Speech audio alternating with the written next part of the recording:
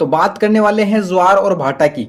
ज्वार भाटा क्या होता है इसके बारे में बात करेंगे। सबसे पहले बात करते हैं ज्वार भाटा की। तो ज्वार भाटा क्या होता है इसकी बात करते हैं।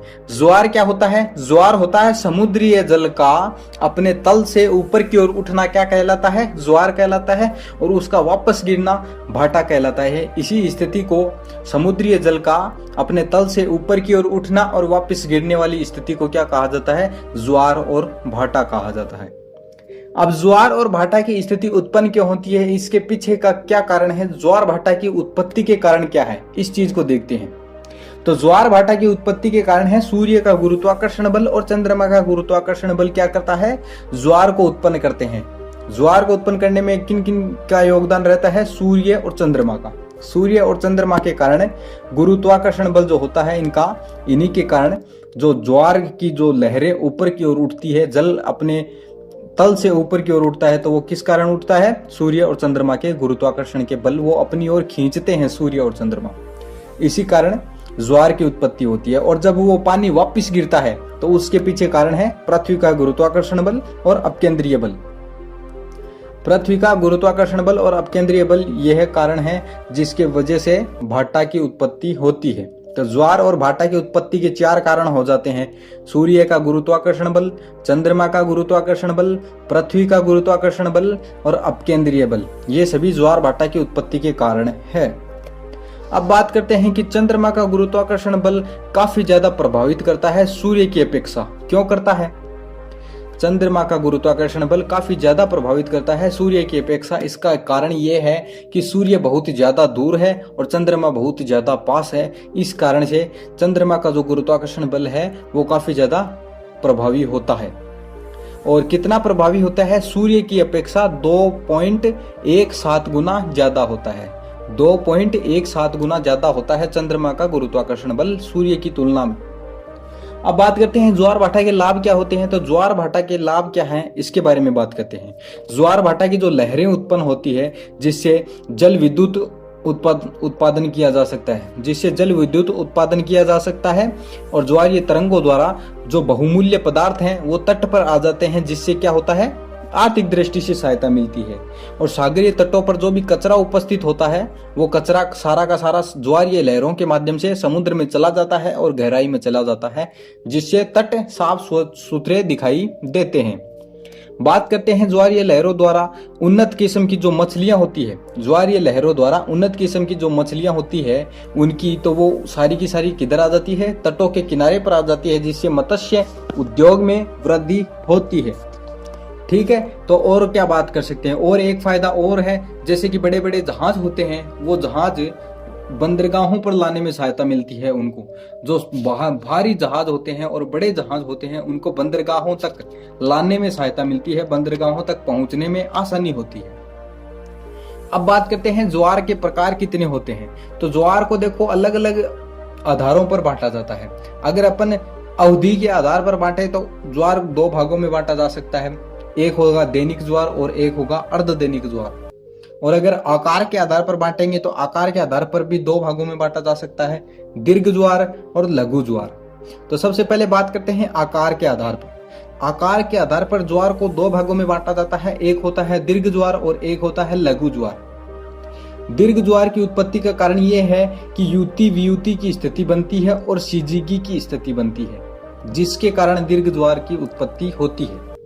अब आप जैसे कि स्क्रीन पर दिखाई दे रहा है युति वियुति की स्थिति, मतलब कि एक सीधी रेखा के अंदर जो होते हैं, जैसे कि मान लो मैं बताता हूँ युति क्या होता है और वियुति क्या होता है। युति की स्थिति तो वो होती है जब पृथ्वी, चंद्रमा और सूर्य एक सीधी रेखा में होते हैं, तो उस स्थिति को क्या कहा जाता है? युति कहा जाता है। वियुति की स्थिति कौन सी होती है? वियुति की स्थिति वो होती है जब चंद्रमा, पृथ्वी और सूर्य ये तीनों एक सीधी रेखा में होते हैं, तो इस स्थिति को वियुति कहा जाता है। ठीक है, अमावस्या के दिन जो चंद्रमा जहां होता है और सूर्य जहां होता है उस स्थिति को तो कहा जाता है युति, और पूर्णिमा के दिन जहां पर चंद्रमा होता है उस स्थिति को कहा जाता है वियुति। लेकिन एक फिक्स बात है कि ये तीनों सीधी रेखा में होंगे, इसी स्थिति को युति वियुति कहा जाएगा और सिजिगी कहा जाएगा। एक सीधी रेखा में होना ही क्या कहलाता है? सिजिगी कहलाता है। तो दीर्घ ज्वार की उत्पत्ति के कारण यही है क्यों कारण है? क्योंकि सूर्य और चंद्रमा अपनी ओर खींचेंगे तो इससे क्या होगा? दीर्घ ज्वार की उत्पत्ति होगी। या फिर अमावस्या के दिन सूर्य और चंद्रमा दोनों एक साथ एक ही ओर क्या करते हैं? अपना गुरुत्वीय बल लगाते हैं तो वो बहुत ही ज्यादा लगता है, इसके कारण भी दीर्घ ज्वार की उत्पत्ति होती है। अब बात करें लघु ज्वार की, तो लघु ज्वार क्या होता है? लघु ज्वार देखो, चंद्रमा, पृथ्वी और सूर्य समकोण के आधार पर होते हैं, मतलब कि समकोण की स्थिति बनाते हैं, उस समय क्या होता है? लघु ज्वार की स्थिति उत्पन्न होती है, लघु ज्वार उत्पन्न होते हैं। ठीक है, समकोण बनाएंगे, जैसे कि पृथ्वी, चंद्रमा और सूर्य ये समकोण की स्थिति में होंगे, उस समय क्या होगा? जैसा कि आपको स्क्रीन पर दिखाई दे रहा है, ठीक इसी प्रकार से ये समकोण की स्थिति बनाए हुए हैं, जिसके कारण क्या होता है? लघु ज्वार की उत्पत्ति होती है। अब दीर्घ ज्वार और लघु ज्वार में अंतर यह है कि सामान्य एक ज्वार होता है, उससे 20 डिग्री ऊंचा अगर कोई ज्वार आएगा तो वो कौन सा कहलाएगा? दीर्घ ज्वार कहलाएगा। और अगर सामान्य ज्वार से 20 डिग्री नीचे का कोई अगर ज्वार आता है तो उस ज्वार को क्या कहा जाता है? लघु ज्वार कहा जाता है। दीर्घ ज्वार हमेशा अमावस्या या फिर पूर्णिमा के दिन आएगा, जैसा कि अपन ने देख लिया कि शिवजी की स्थिति तो अमावस्या या पूर्णिमा के दिन ही बनती है, तो इस कारण अपन कह सकते हैं कि दीर्घ ज्वार अमावस्या या पूर्णिमा के दिन ही आएगा। अब बात करते हैं लघु ज्वार की, तो लघु ज्वार कब आएगा? समकोण की स्थिति तो केवल महीने के शुक्ल पक्ष और कृष्ण पक्ष के सप्तमी और अष्टमी के दिन ही बनती है समकोण की स्थिति। तो हम कह सकते हैं कि लघु ज्वार शुक्ल या फिर कृष्ण पक्ष की, महीने में शुक्ल पक्ष हो चाहे कृष्ण पक्ष हो, इन दोनों शुक्ल पक्ष और कृष्ण पक्ष के सप्तमी और अष्टमी के दिन क्या आता है? लघु ज्वार आता है। अब बात करते हैं दीर्घ ज्वार के बारे में तथ्य। तो दीर्घ ज्वार के बारे में तथ्य यह है कि सबसे बड़ा दीर्घ ज्वार 15 से 18 मीटर का देखा गया है। पूरी दुनिया में ज्वार जो देखा गया है 15 से 18 मीटर का देखा गया है। और कहां पर देखा गया है? कनाडा के पूर्वी इलाके में स्थित है एक फंडी की खाड़ी।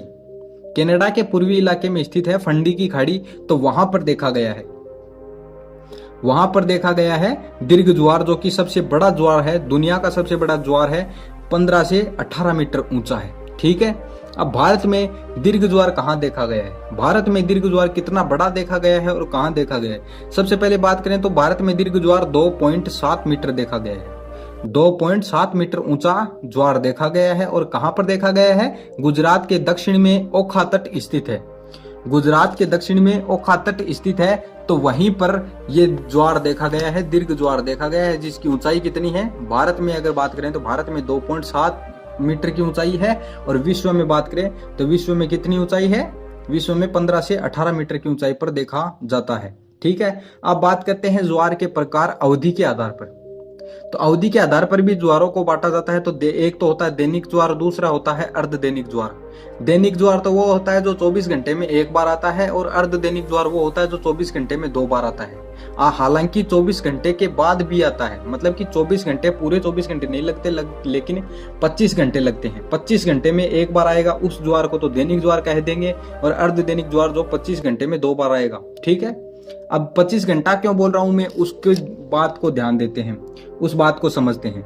तो दैनिक ज्वार जो है वो प्रत्येक कितने समय अंतराल के बाद में आता है? 24 घंटे 52 मिनट बाद में आता है। तो यहाँ पर देखो 25 मिनट हो गए ना लगभग आस पड़ोस में। ठीक है, 24 घंटे 52 मिनट बाद में दैनिक ज्वार आता है। और अर्ध दैनिक ज्वार 12 घंटे 26 मिनट के बाद में आता है। प्रति 12 घंटे 26 मिनट के बाद में अर्ध दैनिक ज्वार आएगा, और दैनिक ज्वार 24 घंटे 52 मिनट बाद में आएगा। अब ये जो 52 मिनट और अर्ध दैनिक ज्वार में 26 मिनट का जो अंतर दिखाई दे रहा है, उसके पीछे कारण क्या है, इसकी भी बात करेंगे। तो इसकी बात यह है कि भाई चंद्रमा भी गति कर रहा है। जैसे पृथ्वी घूम रही है, ठीक इसी प्रकार से चंद्रमा भी अपने अक्ष पर भी घूम रहा है और पृथ्वी के चारों ओर भी घूम रहा है, जिसके कारण से ये जो 52 मिनट और 26 मिनट का अंतर दिखाई देता है, ये इसी कारण दिखाई देता है।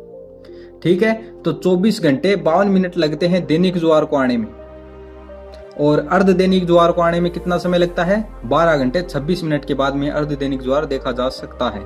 ठीक है, दैनिक ज्वार दिन में एक बार आता है, अर्ध दैनिक ज्वार दिन में 2 बार आता है। अब दिन में एक बार भी आता है, दिन में 2 बार भी आता है, ये चीज अपन ने देख ली। लेकिन एक जगह है ऐसी भी है जहां पर दिन में 4 बार ज्वार देखा जाता है। दुनिया में यह एक दुर्लभ परिदृश्य है जहां पर दिन में 4 बार ज्वार देखे जा सकते हैं। तो वह जगह कौन सी है? इंग्लैंड के साउथहैम्पटन में। इंग्लैंड के साउथहैम्पटन में दिन में 4 बार ज्वार आते हैं। तो इसका कारण ये है कि 2 बार तो उत्तरी सागर में आता है और 2 बार इंग्लिश चैनल में आता है। इसी कारण वहां पर दिन में 4 बार ज्वार आता है। ठीक है, अब ज्वार के प्रकार की बात करें तो चंद्रमा की स्थिति के आधार पर बात करते हैं। जैसे कि चंद्रमा करीब है कि पास है, इस आधार पर बांट रहे हैं। ठीक है, तो 2 भागों में बांटेंगे। एक होगा उपभू ज्वार और दूसरा होगा अपभू ज्वार। 2 प्रकार के ज्वार होंगे, उपभू ज्वार और अपभू ज्वार। उपभू ज्वार तो तब बनेगा जब चंद्रमा अपने कक्षा में घूम रहा होगा और सबसे करीब होगा, पृथ्वी के सबसे करीब वाली स्थिति जब बनती है तो उस समय क्या होगा, यह उपभू ज्वार आएगा। और एक बात और, यह उपभू ज्वार दीर्घ ज्वार ही होगा। क्यों होगा, इसके पीछे कारण यह है कि उपभू ज्वार कब आ रहा है, जब चंद्रमा सबसे करीब होगा पृथ्वी के। और जब चंद्रमा सबसे करीब होगा तो उस समय गुरुत्वीय बल भी ज्यादा लगेगा, तो इससे गुरुत्वीय बल ज्यादा लगेगा तो जो भी ज्वार उत्पन्न होगा वो बड़ा ही होगा। इसलिए अपन कह सकते हैं, अनुमान लगा सकते हैं कि उपभू ज्वार हमेशा दीर्घ ज्वार ही आएगा। अब बात करते हैं अपभू ज्वार की। तो अपभू ज्वार कब आता है, तो जब चंद्रमा पृथ्वी से सबसे दूर होता है। पृथ्वी से सबसे दूर होता है, पृथ्वी के सबसे दूर वाली स्थिति होती है। चंद्रमा अपने अक्ष पर घूमता है, आपको पता है।